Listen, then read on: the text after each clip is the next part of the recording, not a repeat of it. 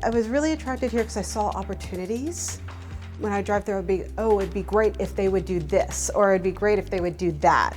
And then when the opportunity came to apply for a job here, I was like, this is a perfect fit for me.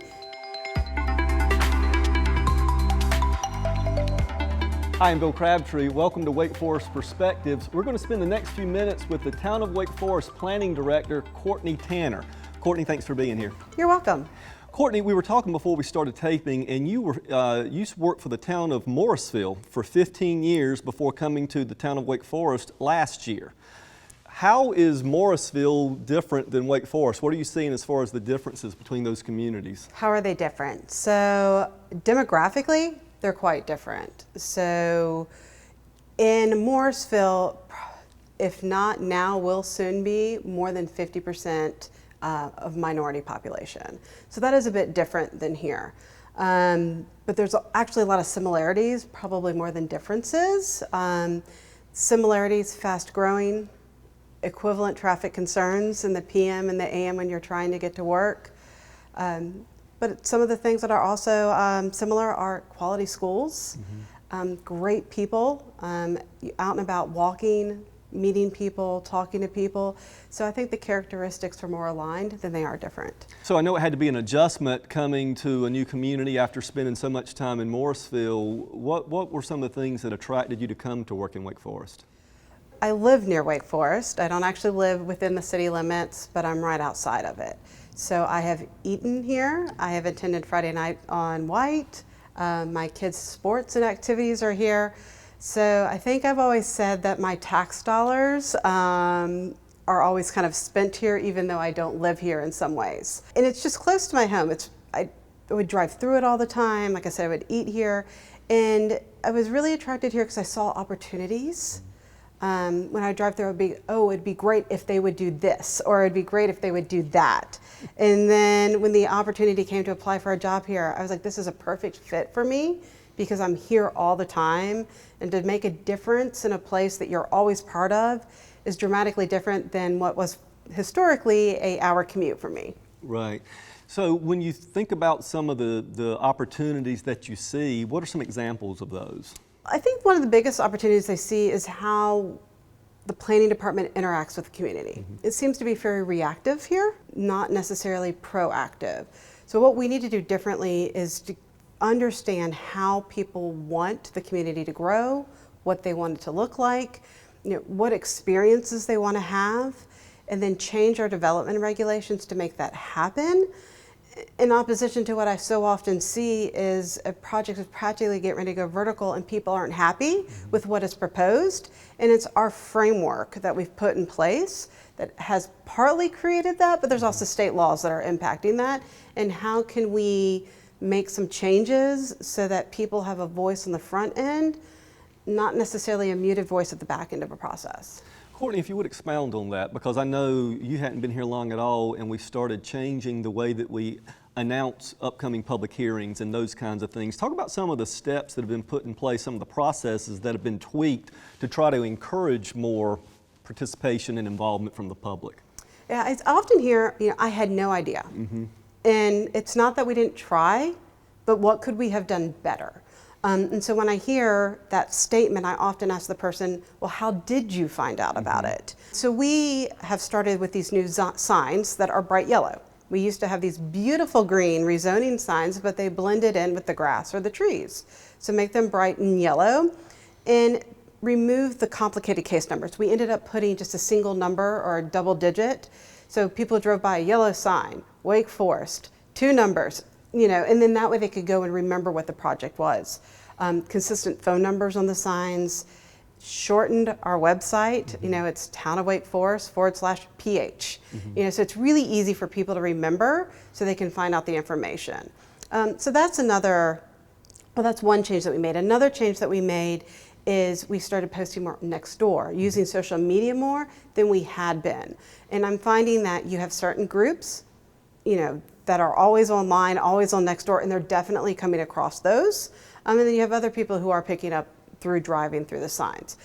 But we still need to do more. So I think that was a first step, but then do we expand who we send letters to?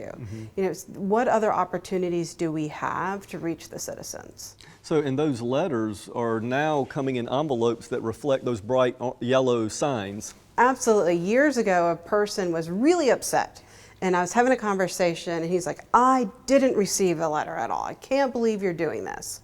And so I went and verified that we did notify him, and we did. And I said, well, here's the time frame. Here's what the letter looked like. It wasn't sent back to us. And he's like, huh, I remember getting that. I threw it in the trash can. You know, if you put it in a really bright envelope and put it was an important document, I would have opened it.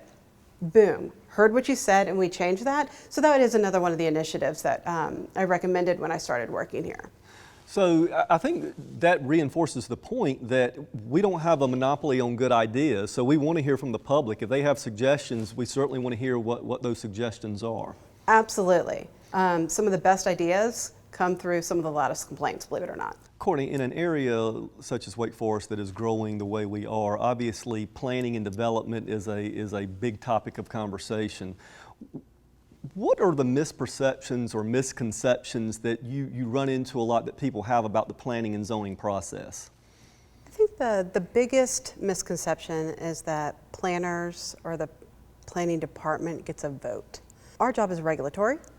It's very black and white. So our job is to enforce the UDO, the Unified Development Ordinance, which are the laws regulating most of the development. When we present a project and we have a recommendation for approval or a recommendation denial, it's solely based on whether or not it complies with our regulations. The next step in that process is the planning board. And like the planning department, they're regulatory in nature. Their recommendation is based off compliance, but they can also recommend kind of their wish list with it, if you will. And so they can say, we recommend approval, however we would like to see. And if the developer chooses to do so, and most of the times they do, they will modify their plans to comply with those wishes. And then you get to the elected body. And the elected body is the one who has the voting power.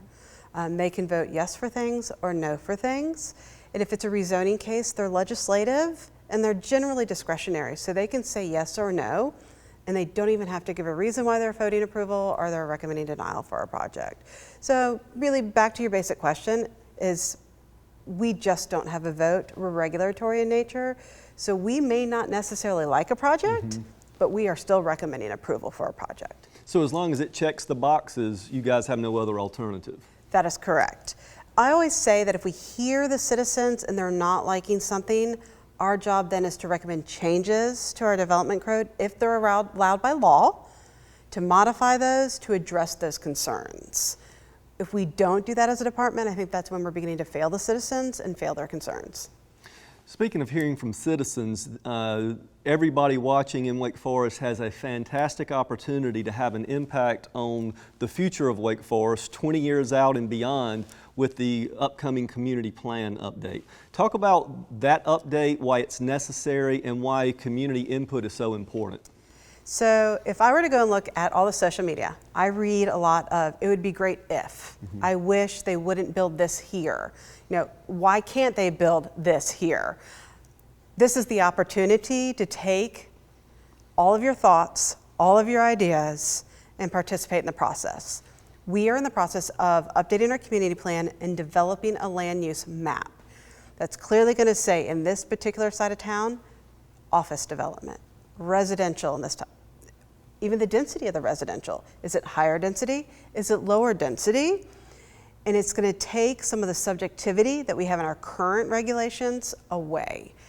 So if people truly want to see change and truly want to see the regulations modified to better fit with how they believe Wake Forest should grow, the opportunity is to participate in the community plan update. So the process is really about to get underway, full steam ahead, about a 2-year process? Approximately a 2-year process. Within the next 2 months, maybe a month, there is going to be a postcard arriving in people's mail. There is going to be links to a survey.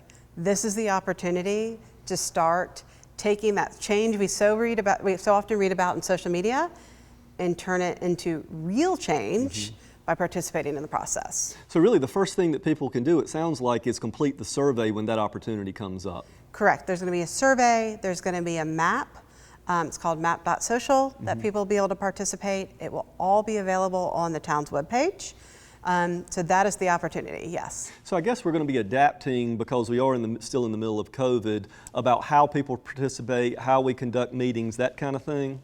Primarily, we're going to be online. We've lost our ability to go to some great events, but if there's smaller things taking place, we may still attend some of those. So if the season of the farmers market is still continuing, we may show up there. We may just randomly start walking up to people along White Street, just trying to get feedback that direction. But if so, we'll wear our name tags so they'll understand who we are and what we're doing. But we're going to have to change up, and the in-person is going to be limited. The digital opportunities are going to be unlimited. Okay. Courtney, talk a little bit, if you would, about what role the UDO, you mentioned the UDO earlier. How does the Unified Development Ordinance play into the community plan? How are they related? Talk a little bit about the differences and the similarities and how they work together. The community plan is the vision. And from the vision, you'll have some finite actions. And some of those actions can be clear of office should be located in this portion of town only. For example, maybe no more residential along Capitol Boulevard. We then modify our UDO as well as our zoning map to prohibit or only permit those certain uses in certain areas. Under North Carolina state law, we can't regulate aesthetics of single family or townhomes, but we can regulate the aesthetics of commercial buildings, industrial buildings, multifamily buildings. Aspects about a particular development that the public likes, we can take those and turn those into development rules. So all new development has to adhere to those. If there's aspects the public doesn't like, we can make sure those are also strictly prohibited in the regulations. So the community plan is the vision. The UDO actually has steps in place to implement that vision. That is correct. Okay. We have been really encouraging people for the last several months to complete the census. Where are we now with our response rate? I know that census takers are actually out in the neighborhoods now knocking on doors. Can you provide an update on the census? Compared to North Carolina, we're doing well. We're not number one in Wake County, so we should be number one in Wake County, but we're not.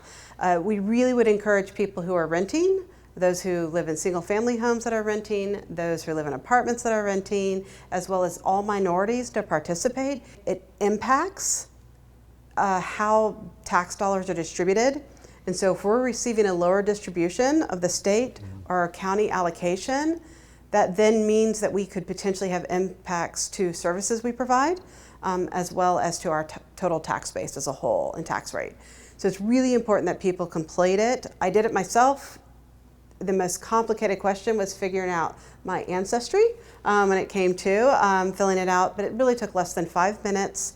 It's not difficult at all. People will have ID if they're knocking on your door. So if you didn't participate in the first round, which was online, it is in person now. But again, just need people to participate so that we can receive our correct allocation of funding. Courtney, thank you for being here, first of all, but we like to end every program by asking each guest to complete this sentence. If not for Wake Forest, what? Okay, so if not for Wake Forest, I'd probably be at the beach. I love the beach. I want to retire at the beach, so that would be my destination. Well, we're glad to have you in Wake Forest. We appreciate all your efforts. We appreciate everything you're doing. And we appreciate you being with us for another episode of Wake Forest Perspectives. We'll see you next week.